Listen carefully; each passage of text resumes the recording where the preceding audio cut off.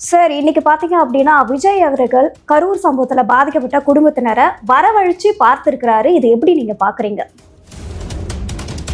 இன்னொன்னு சொல்லியிருக்கலாம் அவரு. அங்கிருந்து வரும்போதே அந்த பணத்தெல்லாம் மறுபடியும் தோண்டி கொண்டு வாங்க, அதாவது புதைச்ச பணமா இருந்தால் தோண்டி கொண்டு வாங்க, அவங்களுக்கும் சேர்த்து மாலை மரியாதை செஞ்சிடறேன் அப்படின்னு சொல்லியிருக்கணும். அதை சொல்லல. கேதவனவங்களை பண்ணுறாரு அப்படின்னா இது உலகத்திலேயே இதுதான் நான் பார்த்துருக்க முதல் முறை.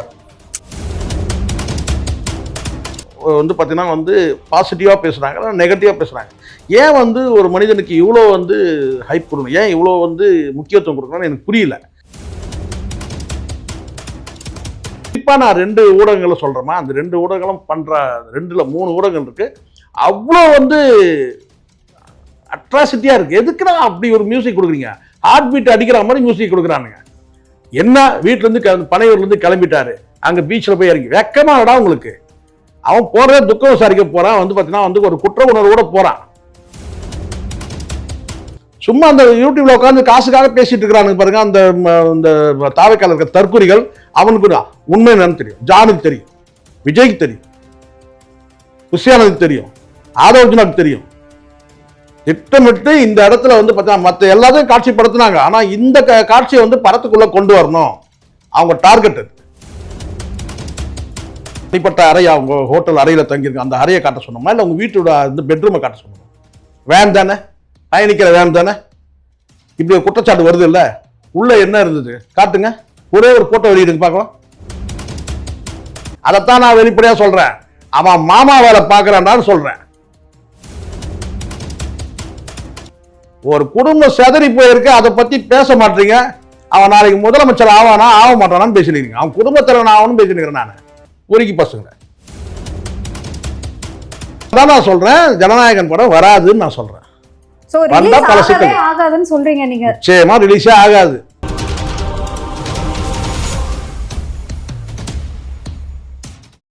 குக்கு செய்தி நேயர்களுக்கு வணக்கம். நான் உங்க தீபிகா. இன்று நிகழ்ச்சியின் சிறப்பு விருந்தினர்கள் திமுகவின் மூத்த முன்னோடி முனைவர் காமாட்சி நாயுடு அவர்கள் மற்றும் மூத்த பத்திரிகையாளர் சேகுவா அவர்கள்.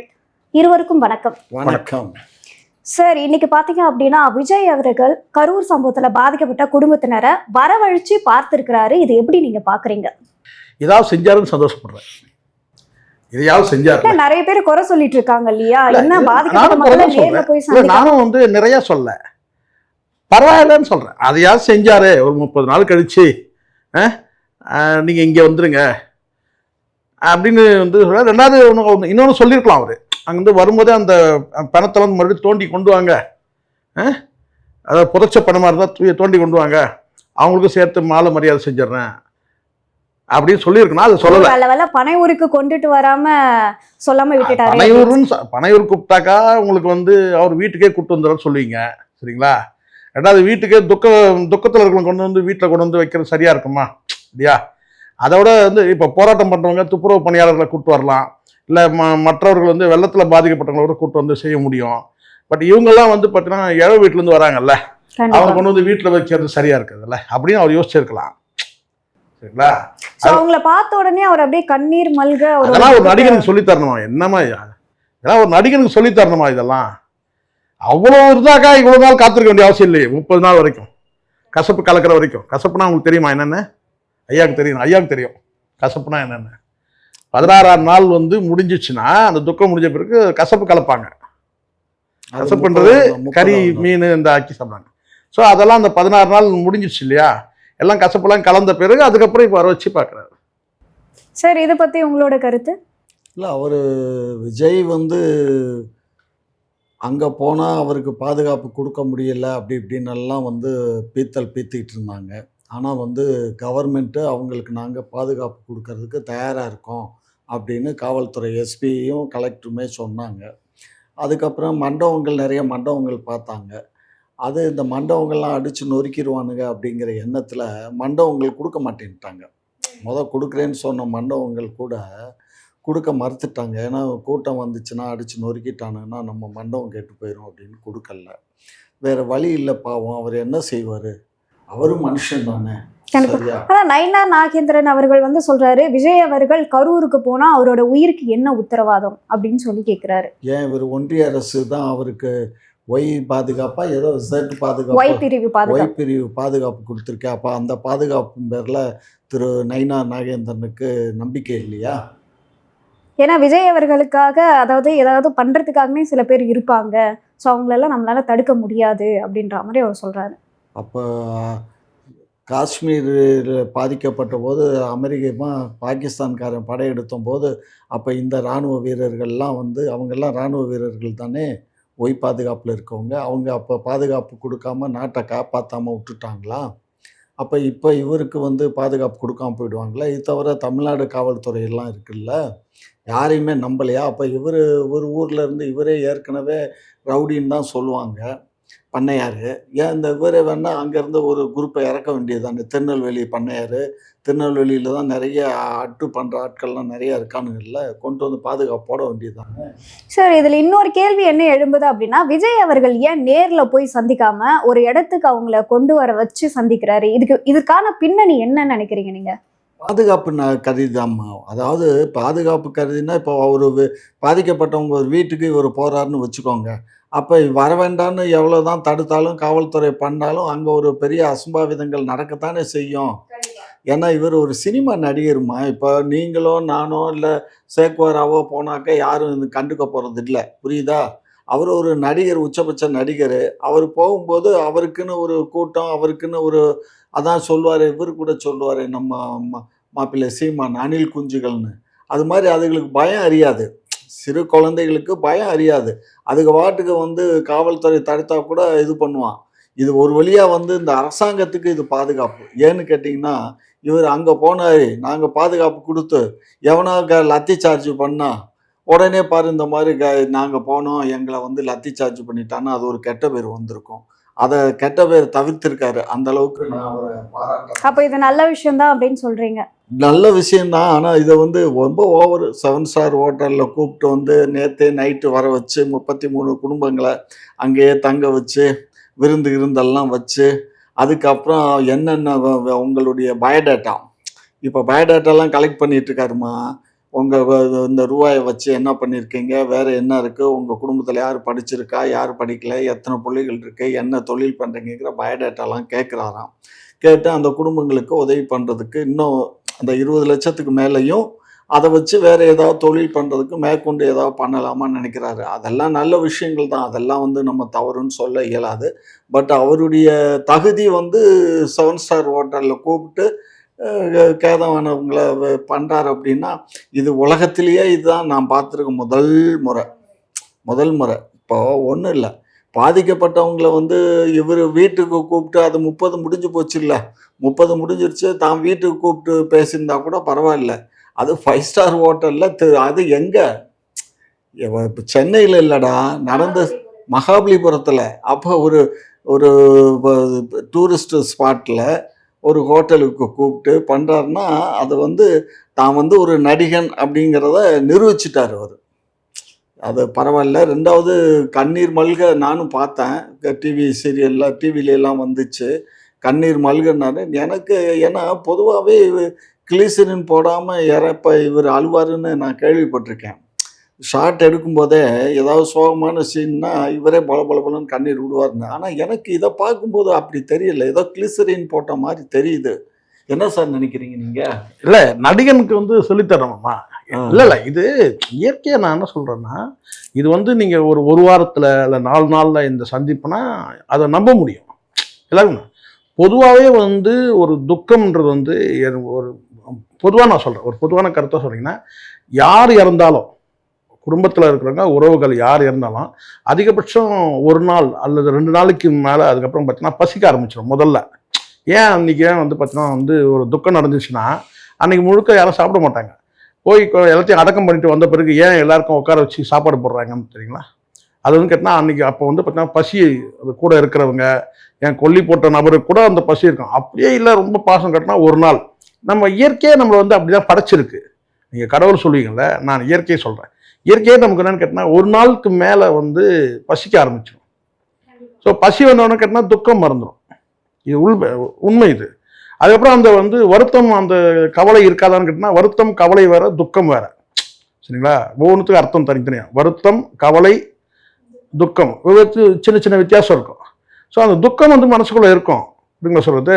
கவலை இருக்கும், நீண்ட காலமா இருக்கிறது கவலை. அந்த நேரத்துக்கு பார்த்தீங்கன்னா நினைவு வரும்போதெல்லாம் அந்த வருத்தம் வரும். ஸோ இது எல்லாமே இருக்கும் தான். ஆனால் ஒரு நாள் எல்லாமே இருக்கும். அடுத்த நாள் பார்த்தீங்கன்னா கொஞ்சம் கொஞ்சமாக அந்த காலம் எல்லாத்துக்கும் சொன்ன மிகப்பெரிய மருந்து.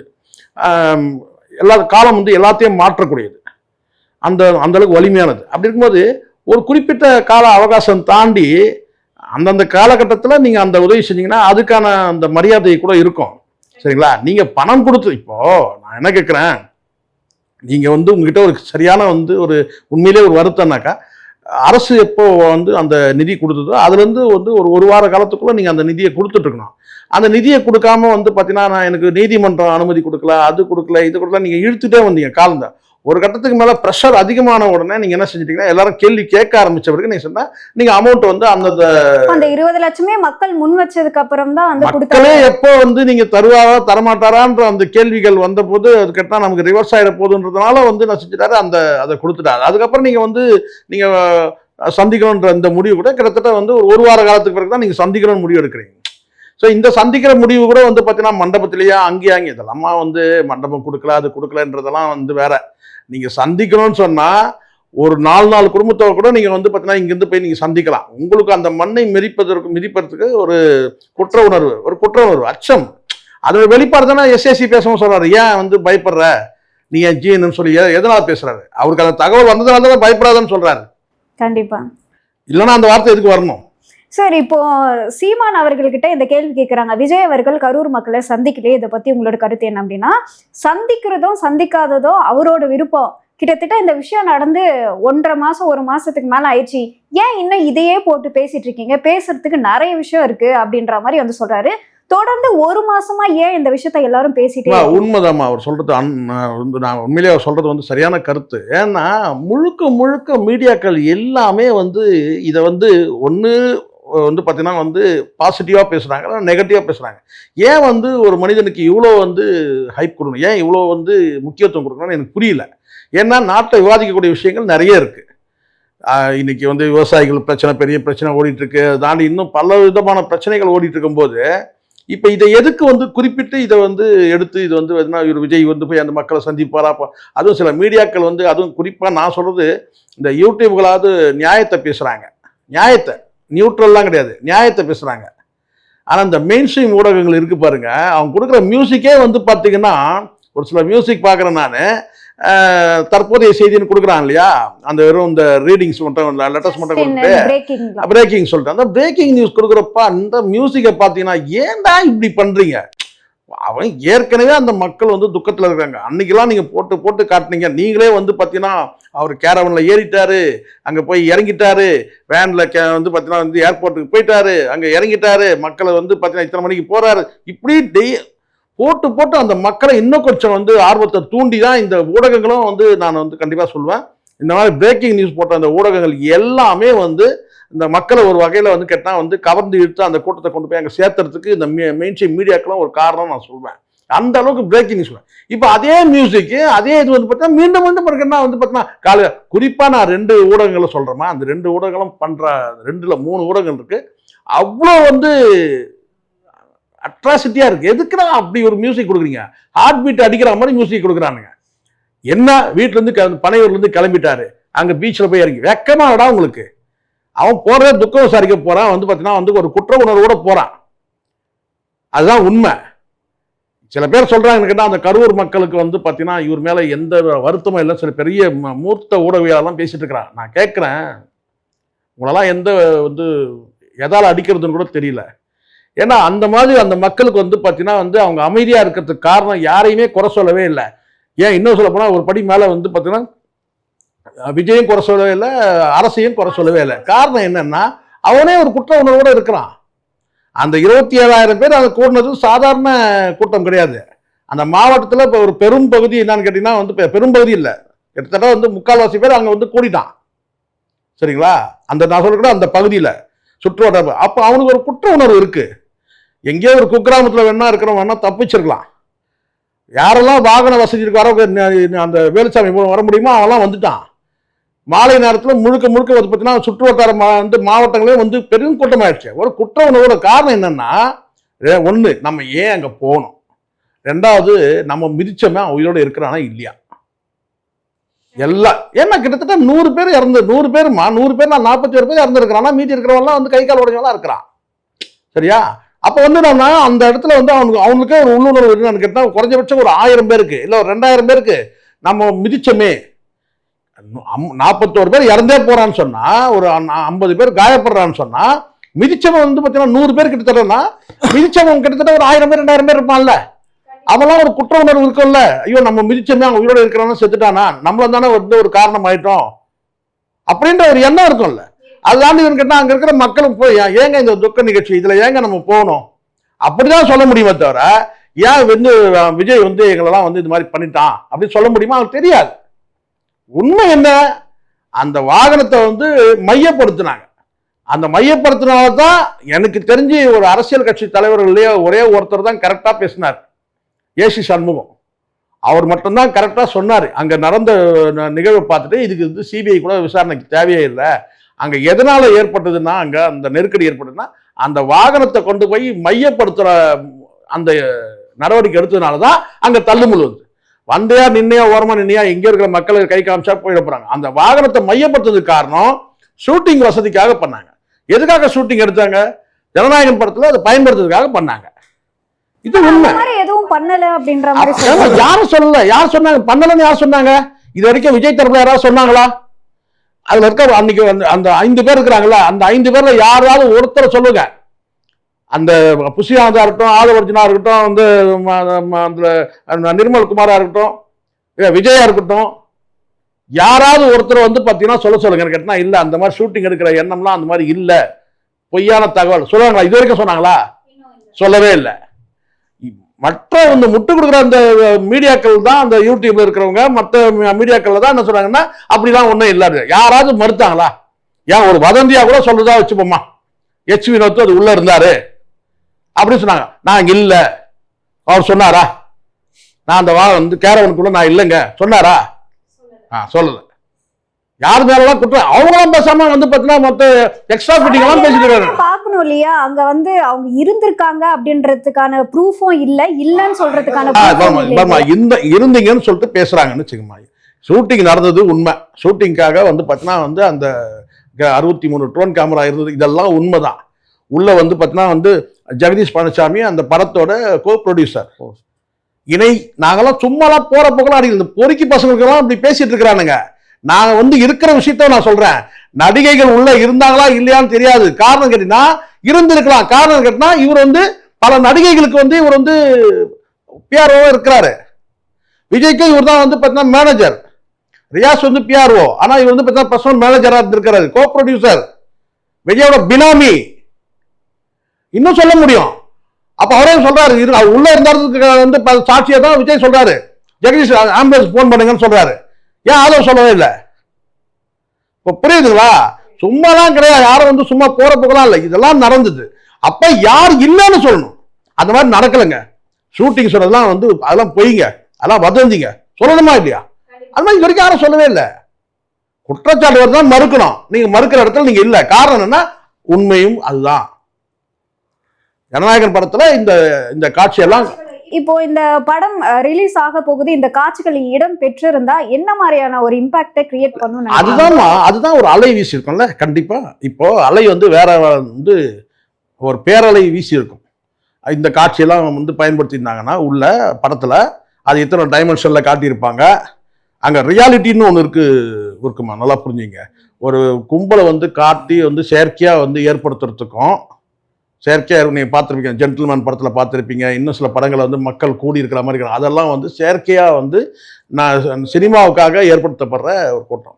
ஆனால் அதே வந்து பார்த்தீங்கன்னா இயற்கையாக கூடுது இல்லையா? இந்த கூட்டத்துக்கு இதோட இம்பேக்ட் வேற மாதிரி இருக்கும். இது சினிமாக்காரங்களுக்கு தான் தெரியும், இயக்குநர்களுக்கு தெரியும். இதில் எப்படி வந்து இந்த காட்சிப்படுத்தி எப்படி வந்து கொண்டு போய் இவங்க, ஏன்னா கதை என்னன்னு உங்களுக்கு தெரியாது, கதையில் கிளைமேக்ஸ் என்னன்னு தெரியாது. இதை கொண்டு போய் அந்த படத்தை சொருணும்னு பிளான் பண்ணது உண்மை, எல்லாருக்கும் தெரியும்.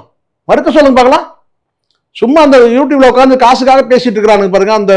அந்த தாவைக்கால இருக்க தற்குறிகள், அவனுக்கு உண்மை என்னன்னு தெரியும். ஜானுக்கு தெரியும், விஜய்க்கு தெரியும், குஷியானதுக்கு தெரியும், ஆதவர்ஜுனாக்கு தெரியும். திட்டமிட்டு இந்த இடத்துல வந்து பார்த்தா மற்ற எல்லாத்தையும் காட்சிப்படுத்தினாங்க. ஆனா இந்த காட்சியை வந்து படத்துக்குள்ள கொண்டு வரணும், அவங்க டார்கெட். மத்திய தமிழ்நாடுன்றதால, மைய தமிழ்நாடுன்றதுனால இதை எடுத்து நம்ம காட்டணும், அது நம்ம சேலஞ்சா காட்டணும், அப்படியே அவங்க பிளான் பண்ணாங்க. கண்டிப்பா சார். இப்போ இதை பத்தி உங்களோட கருத்து சார்? இல்லை, இதில் கருத்து சொல்கிறதுக்கு ஒன்றும் இல்லைம்மா. அவர் சொன்ன விஷயங்கள் எல்லாமே நேர்மையாக தான் இருக்குது. அந்த பஸ்ஸுக்குள்ளே வந்து ஏற்கனவே ஆட்கள் நான் இன்னொன்று சொல்கிறேம்மா, இந்த இடத்துல குறிக்கிறதுக்கு மன்னிக்கும். நீங்கள் கேரை வந்து காட்டினீங்க, டாப் வியூ காட்டினீங்க, விஜய் இருக்கிறாரு, சைடு வியூ 2 சைடு தெரியும், ஃப்ரண்ட் வியூ தெரியும், பேக் வியூ தெரியுது, எல்லா வியூவும் தெரியுது. ஏன் இன்னர் சைடை காட்டவே இல்லை? வேன் தானே அது, ஆமா. தனிப்பட்ட அறையா உங்க ஹோட்டல் அறையில தங்கியிருக்கு, அந்த அறையை காட்ட சொன்னோமா, இல்லை உங்க வீட்டோட இந்த பெட்ரூமை காட்ட சொன்னோமா? வேன் தானே, பயணிக்கிற வேன் தானே. இப்படி ஒரு குற்றச்சாட்டு வருது இல்லை? உள்ள என்ன இருந்தது காட்டுங்க, ஒரே ஒரு போட்டோ வெளியிடுங்க பார்க்கலாம். வேன் நாங்கள் பார்த்துட்டோம், ஃப்ரண்ட் பேக்கு வந்து டாப் எல்லாமே பார்த்துட்டோம். உள்ள என்ன வந்து இது வரைக்கும் ஏன் வந்து வெளியிடவே இல்லை? உள்ள என்ன காட்சி இருந்தது வெளியிடுங்க. உள்ள யார் இருந்தாங்க ஒரு போட்டோ வெளியிடுங்க. நீங்க சொல்றீங்கல்ல ஆமா நடிகை இல்லை, யாருமே இல்லப்பா, ஒரே ஒரு போட்டோ வெளியிடுங்க. அன்னைக்கு அந்த சிச்சுவேஷன்ல எப்படியும் உள்ள வந்து பாத்தீங்கன்னா எல்லாமே இருக்கு. நீங்க வந்து பாத்தீங்கன்னா வந்து ஒரே ஒரு போட்டோ வெளியிடுங்க, இல்ல நீங்க டிக்ளேர் பண்ணுங்க வேனுக்குள்ள யாரெல்லாம் இருந்தாங்க. ஆனா மக்கள் வந்து அந்த கேள்வி யாரும் கேட்கல இல்லையா? நான் கேட்கிறேமா, நானும் மக்கள் ஒருத்தன், நான் கேட்கிறேமா. தருதலைகளால பதில் சொல்ல முடியல, அவனுக்கு சொல்லவும் முடியாது. காரணம் எனக்கு தெரியும், அதை நம்ம சொல்றோம். நடிகைகள் இருந்தாங்களா இல்ல? நான் ஜெகதீஷ் இருந்தாருன்னா அப்ப நடிகைகள் இருந்திருக்க வாய்ப்பு இருக்கு. ஏன்னா அவர் வந்து பாத்தீங்கன்னா பல நடிகை, ஒரு நடிகை 2 நடிகைகள் நட்பின் காரணமா கூட நான் தப்பா சொல்லலையே. நான் வந்து நடிகைகளோட வந்து பாத்தீங்கன்னா உடல் உறவு வச்சுட்டு இருந்தாங்க நான் சொன்னேன், நான் செக்ஸ் வச்சுட்டாங்க நான் சொன்னேன், நடிகைகள் இருந்தாலும் தான் சொன்னேன். நடிகைகள் பெண்ணுனாலும் ஒண்ணுதான், நடிகைனாலும் ஒண்ணுதானம்மா, பெண் பால் தானே குறிக்குது. நடிகைகள் இருந்தாதான் சொன்னேன். ஐயோ நடிகைகளை வந்து ஒருத்தன் சொல்றான், காலை மடக்கி உட்காந்து சொல்றான், பேய் கதை சொல்றான். எது தினம் பேய் கதை சொல்லுவான் பாருங்க ஒருத்தன் உட்காந்து, ஒரு பொம்பளை உட்கார வச்சுட்டு அவன் சொல்றான். அவனை கேட்டான், என்னையா இது, ஏன் நடிகைனா இருந்தா என்னையா? நாங்களும் அதான்டா சொல்றோம், நடிகை இருந்தாதான் இருந்தாங்க தானே சொல்றோம். நாங்க என்னையா அப்படி போகுது? நடிகைகள் இருந்தாங்கன்னு சொல்லியிருக்கோம், நடிகைகள் இருந்திருக்கலாம்னு சொல்றோம். அதுக்குள்ள என்னையா இப்படி ஆபாசமா போயிட்டீங்க? என்னையா எதுனா ஆபாசம், எது ஆபாசம்? நடிகைகள் இருந்தாங்கன்னு சொல்றது ஆபாசமா? நடிகைகள் இருந்திருக்கான்னு சொல்றது ஆபாசமா? ஆபாசம் எதுவுமே இல்லையே. நீயா அதுக்குள்ள என்னையா இப்படி ஆபாசமா சொல்றீங்க? இவ்வளவு சொல்றீங்கல்லம்மா, அதுல இன்னொரு பெரிய கருத்து வருது இல்ல? நடிகைகள் இருக்கிறாங்கன்ற, நடிகைகள் இருந்தாங்க, நடிகைகள் பற்றி சொல்லப்படுது, நடிகைகள் இருந்திருக்கலாம் அப்படின்னு வருது. அந்த கட்டுரையா இன்னொரு பெரிய பாகம் வருது. ரூட் ஜெகதீஷை பிறந்த விஜய் மகன். ஏன்டா அதை பத்தி பேச மாட்டீங்க? கேட்கிறேன், இந்த பேய் கதை சொல்றேன்னு கேட்கிறேன். தினம் உட்காந்து பேய் கதை சொல்றான் பாத்தீங்களா, அவனதான் நானும் கேட்கிறேன். இதெல்லாம் பேசுறீங்களடா. அதுலேயே இன்னொரு பெரிய ஹெட்லைனா அதானே வருது, அதானே போட்டிருக்காரு கோபால், ஹெட்லைன்ல போட்டிருக்காரு, ரூட் ஜெகதீஷை பிறந்தா விஜய் மகன். ஏன்டா பேச மாட்டீங்க அதை பத்தி? ஏன் அதை பேசணும்ல? பிறந்தது உண்மையா இல்லையா? யார் அது? ஜெகதீஷ் பழனிசாமி. பேசணும்ல, ஏன் பேசல? என்ன பேசல? ஏன்னா உங்களுக்கு என்ன தெரிய போகுது? பிள்ளையோட வலி, பிள்ளையோட வலி உங்களுக்கு என்ன தெரிய போகுது?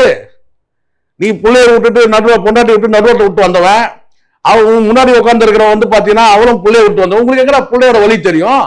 தெரிஞ்சிருந்தா அதை பத்தி பேசுவீங்களா? நீங்க பேசுவீங்களா? ரூட் ஜெகதீஷை பிறந்த, அதுதான் ஹெட்லைனு. நடிகைகள் சமாச்சாரம் தனி செய்தி, அது அதுக்குள்ளேயே இருக்குது, ஒரு ஓரமா இருக்கிற செய்தி. மெயின் என்ன? ரூட் ஜெகதீஷை பிறந்த விஜய் மகன். ஏன்டா அதை பத்தி பேச மாட்டீங்க யாருமே? இந்த தருதலைகள் எல்லாம் பேசுற, விஜய்க்கு ஆதரவா பேசுறேன்னு சொல்லிட்டு உட்காந்துட்டு இருக்கான் பாத்தீங்களா, அத்தனை பேரும் கேட்கிறேன், ஏன் அதை பத்தி பேச மாட்டீங்க யாரும்? உங்க பார்வை நடிகை தான் ஆபாசம் போயிட்டு. நடிகை என்றால் ஆபாசம் கிடையாது, அப்படி யாரும் சொல்லவும் இல்லை. இதெல்லாம் வந்து பகுத்து பாருங்கடா. முதல்ல ஒரு செய்தி வந்துச்சுன்னா இதுல என்ன சொல்லப்பட்டிருக்கு, என்ன அதோட உள்பொருள் என்ன, அவன் ஜெகதீஷோட வேலை என்ன? முதல்ல விஜய்க்கு ஆதரவு பேசுற எல்லாம் இந்த பண்ணார பசங்களை கேட்கிறேன் நானு. விஜயோட கூட இருந்து அவன் என்ன வேலை செய்யறான் அதை மட்டும் சொல்லுங்க. ஜெகதீஷ் பழனிசாமியோட வேலை என்னடா? எவனாவது பேசுவீங்களா நீங்க? அதைத்தான் நான் வெளிப்படையா சொல்றேன். அவன் மாமா வேலை பார்க்கறான்னு சொல்றேன். இதை விட வெளிப்படையா என்ன சொல்ல முடியும்? மாமானா கெட்ட வார்த்தை கிடையாதுடா, நீங்க புரிஞ்சுங்கிறா சொல்றோம். அப்புறம் மாமான்னு சொல்றாரு. விஜய் தான்டா சொன்னான் மாமான்னு. நானா சொன்னேன்? விஜய்க்கு மாமா வேலை பார்க்கறான்னு சொல்றேன். நடிகைகள் வந்து பாத்தீங்கன்னா உள்ள இருந்திருக்கலாம்னு சொல்றேன். நான் தான் சொன்னது. கோபால் செய்தி வெளியிட்டாரு, சொன்னவன் நான் தான். புரியுறீங்களா நீங்க? ஒரு குடும்பம் செதறி போயிருக்கு, அதை பத்தி பேச மாட்டீங்க. அவன் நாளைக்கு முதலமைச்சர் ஆவானா ஆக மாட்டானான்னு பேசினீங்க. அவன் குடும்பத்தலைவன் ஆகணும்னு பேசினுக்கிறேன். நான் பொறுக்கி பசங்க 100 தடவை சொல்லுவேன்ல. நான் அவன் குடும்ப தலைவன் ஆகணும்னு சொல்லிருக்கிறேன். இவனுக்கு முதலமைச்சர் ஆகிறாரு, கனவுல இருக்கானுங்க. எங்க ஆவான் சொல்லுங்க பார்க்கலாம். இப்ப நீங்க பேசுறீங்களாமா? இத்தனை குடும்பத்தை வந்து பாத்தீங்கன்னா நல்லா விசாரிக்கல. அவன் குடும்பம் கண்ணீர் விட்டு இருக்கு, அதே துறைக்கு துப்பு இல்லை அவனுக்கு. யாருக்கு? விஜய் தான் நான் சொல்றேன். அவன் குடும்பம் கதறிட்டு இருக்குது. அப்பனை பார்க்க முடியாத மகள், அப்புறம் அப்பாவை பார்க்க முடியாத மகள், அப்பா கிட்ட பேச முடியாத மகள், அப்பாவை பார்க்க முடியாத மகன், அப்பா கிட்ட பேச முடியாத மகன், கணவன் கிட்ட பேச முடியாத மனைவி, அம்மா பிள்ளை கிட்ட பேச முடியாத அம்மா, எந்த தன்னுடைய மகன் எதிர்காலம் குறித்து கவலைப்படக்கூடிய அப்பா, இவ்வளவு வந்து பார்த்தீங்கன்னா தனித்தனியா இருக்கு. இவனுக்கு வந்து உட்கார்ந்து சௌகரியமா உட்கார்ந்துட்டு ஒரு நாளைக்கு முதலமைச்சர் அப்படியே ஏதாவது சொல்லிடுறான்னு முதல்ல வந்து மனுஷனா இருக்குன்ற நான் முதல்ல. சார், இப்போ அந்த பஸ்ல பல்வேறு விஷயங்களை இவர் பகிர்ந்திருந்தாரு. இந்த விஷயத்தை நீங்க எப்படி பாக்குறீங்க? இல்லைம்மா, அதான் அந்த உள்ள வந்து கேமராலாம் வச்சுருந்தாங்களாம். அந்த கேமரா ஃபுட்டேஜ் எல்லாம் வர தமிழ்நாடு அரசு கேட்டுச்சு. அதை கேட்ட உடனே தான் இவங்க நேரடியாக பெட்டிஷன் போட்டால் தப்பாயிடும் அப்படிங்கிற எண்ணத்தில் தான் என்ன பண்ணிட்டாங்க, பாரதிய ஜனதா கட்சியில் சொல்லி அவங்க மூலியமாக போட்டு அந்த வழக்கை சிபிஐக்கு டெல்லியில் இது பண்ணி மாற்றினது காரணமே அதுதான். ஏன்னா அந்த ஃபுட்டேஜ் வந்து தமிழ்நாடு போலீஸ்கிட்ட போயிடக்கூடாது அப்படிங்கிற எண்ணத்தில் தான் அந்த இது நடந்துச்சு. சரிங்களா? தமிழ்நாடு அரசு என்ன சொன்னாங்க, லைட்டை போட்டார், ஆஃப் பண்ணார், லைட்டை போட்டாங்க, ஆஃப் பண்ணாங்கன்னு தான் சொன்னாங்க. ஆனால் அதுக்குள்ளே கேமரா இருந்திருக்கு. 6 கேமரா இருந்ததாக சொல்கிறாங்க. 2வது நடிகைகளும் உள்ளே இருந்ததும். நடிகைன்னா என்ன, ஷூட்டிங்காக போகிற நடிகை தான். அதனால் வந்து நம்ம வந்து ஒன்றும் சொல்கிறதுக்கு இல்லை. இது இந்த மாதிரி 2வது இன்னொன்று கூட அவர் மேலே நின்று கால் கடுக்க நின்று பேசினார்னு வச்சுக்கோங்க, கால் வலி இருக்கும். அப்போ மசாஜ் பண்ணுறது கூட அந்த மசாஜ் கேர்ள்ஸ் எல்லாம் கூட வந்து இருக்கலாம் இல்லையா? இதெல்லாம் நீங்களே சொல்ற மாதிரி இருக்கு. இல்ல நானே வந்து அந்த வேன்ல வந்து இவ்ளோ பேர் இருக்க முடியுமா அப்படின்னு இல்ல முடியும். அது என்ன பஸ்ல ஒரு கற்பனைக்கு சொல்றேன். இல்ல வேன் இல்ல, அது இல்ல ஒரு படத்துல பஸ் தான் சார். நீங்க இல்லம்மா, நான் என்ன கேக்குறேன், ஒரு படத்துல ஒரு கற்பனையா நான் சொல்றேன். ஒரு கற்பனை தான் நான் சொல்றேன். இப்போ ஒரு இப்படி ஒரு காட்சி இருக்கதா வச்சுப்போம். ஒரு கற்பனை தான் இது நிஜம் கிடையாது, கற்பனை தான். இப்போ அந்த வந்து அந்த கேரவன் வந்து உள்ள மையத்தில் இருக்கு, மையத்தில் இருக்க மாதிரி காட்சி இருக்கு. அந்த படத்தில் வந்து பார்த்தீங்கன்னா உண்மையிலேயே வந்து விஜய் வந்து அந்த கேரவனில் வந்து அவர் வந்து மக்கள்கிட்ட பிரச்சாரம் பண்ணும்போது எதிரிகள் வில்லன்கள் யாரோ அந்த படத்தில் வரக்கூடிய வில்லனாக இருக்கலாம். எப்படியும் ஒரு அரசியல் படம்னா ஒரு கட்சி தலைவராக தான் யாரோ இருப்பாங்கன்னு வச்சுங்க. உடனே வந்து பார்த்தீங்கன்னா அந்த வேனை வந்து இடிக்கிற மாதிரி வர காட்சியோ அல்லது வந்து பார்த்தீங்கன்னா வந்து அந்த வேனுக்குள்ளேயே ஏதோ ஒரு சண்டை போடுற மாதிரி ஒரு காட்சி ஏதோ எடுக்கிறாரதான் வச்சுப்போமே. அப்போ இந்த ரியாலிட்டி இந்த ரியாலிட்டிக்காக கூட அந்த இடத்துல வந்து பார்த்தீங்கன்னா வந்து இந்த வேன் நடுவில் இருக்கிற மையத்தில் இருக்கிற இதையும் வந்து செயற்கையாக இயற்கையாக இருக்கிற இந்த காட்சியும் செயற்கையாக எடுக்கக்கூடிய அந்த ஷூட்டிங் காட்சியும் மிக்ஸ் பண்ண முடியுமா முடியாதா? ஒரு படத்தில் சொல்கிறேன், ஒரு கற்பனையாக தான் சொல்கிறேன், எனக்கு கதை தெரியாது. இப்படி ஒரு காட்சி பண்ண முடியுமா முடியாது? இப்போ அந்த படத்தில் அரசியல் படமா, அது அரசியல் கட்சி தலைவராக தான் அவர் வராரு, ஒரு போலீஸ் அதிகாரியாக வந்துட்டு அப்புறம் அரசியல் கட்சி தலைவராக ஆகிறார். அப்போ வரும்போது என்னன்னா எதிரிகள் வந்து இவரை வந்து தாக்குற மாதிரி, அந்த வேன்லேயே ஒரு பிரச்சாரம் பண்ணும்போது அவர் வந்து அவரை தாக்குற மாதிரி, அப்போ அவர் சண்டை போடுற மாதிரி, ஏன் அந்த வேனுக்குள்ளேயே சண்டை போடுற மாதிரி, இல்லை அந்த வேனுக்குள்ளே வந்து பார்த்தீங்கன்னா அந்த எல்லாம் தெரியும் உங்களுக்கு. அரசியல் கட்சி யார் நடத்தலாம் வந்து எம்ஜிஆர் படத்தை நடித்த மதுரை மீட்ட சுந்தரபாண்டியன்லேயும் ஜோடி இருந்தாங்கல்ல இல்லையா? நம் நாடு படத்திலையும் ஜெயலலிதா ஜோடியாக இருந்தாங்க. அரசியல் படம் சொல்கிறேன் நான். அப்போ இதுலேயும் கூட பார்த்தீங்கன்னா வந்து ஒரு கதாநாயகியை வந்து காப்பாற்றிருக்கலாம், இல்லை வந்து மக்கள் வந்து பார்த்தீங்கன்னா காப்பாற்றுற ஏதோ ஒரு காட்சிக்காக கூட செயற்கையாக எடுக்கிற காட்சியை இந்த வந்து இயற்கையான காட்சியோட கூட வந்து பார்த்தீங்கன்னா மிங்கிள் பண்ண முடியுமா முடியாதா? அவ்வளோதான். அதனால தான் நான் சொல்கிறேன் ஜனநாயகன் படம் வராதுன்னு நான் சொல்கிறேன். ஆகாதுன்னு சொல்றீங்க நீங்க? நிச்சயமா ரிலீஸே ஆகாது. வாங்கறதுக்கு யாரும் தயாராகவும் இல்லை. அவ்வளோ சிக்கல் இருக்கு. கொஞ்சம் நெஞ்ச சிக்கல்லாம் இல்லை, இடியாப்ப சிக்கல் இருக்கு. ஜனநாயகன் வராது. ஹெட்டிங்லேயே போடுங்க நீங்க. இந்த மூவி வரத்துக்கு போகாம இருக்க ரீசனே வந்து இந்த கரூர் சம்பவத்தினால தான் சொல்றீங்களா இல்ல ஜெனரலாவே வந்து? இல்லம்மா, கரூர் சம்பவத்துக்கு பிறகுதான் சொல்றேன். அங்க இவங்க எதிர்பார்த்தது வந்து பார்த்தா பேக் ஃபயர் ஆயிடுச்சு, அவ்வளவுதான். இவங்க எதிர்பார்த்தது நடக்கல. இவங்க எதிர்பார்த்தது மிதமிஞ்சி கூட்டது. அதான் சொல்லுங்க, நான் கொஞ்சம் நீங்க பால் பொங்க வைப்பீங்க இல்லையா, என்ன பண்ணீங்க, ஸ்டவ் வந்து கரெக்டாக வச்சுப்பீங்க, சிம்ல வச்சுப்பீங்க, பால் பொங்கட்டும்னு சொல்லி பார்ப்பீங்க இல்லையா. பால் பொங்குறதுக்கு முன்னாடி கரெக்டாக அந்த எட்ஜு கிட்ட வரும்போது என்ன செய்வீங்க, டக்குன்னு ஸ்லோ பண்றீங்க. அப்போ அந்த பால் பொங்கி உள்ள போயிடும். நீங்க என்ன செய்யணும், பொங்கி வெளியில வழியிற வரைக்கும் பண்ணிட்டீங்க. அதான் இப்படி ஆயிடுச்சு. பொங்கி வழிஞ்சா என்ன ஆகும், பால் எல்லாம் வந்து கீழே கொட்டி அந்த ஏன் ஸ்டவ்வே அணைஞ்சிரும். அதுதான் ஆயிடுச்சு இப்போ.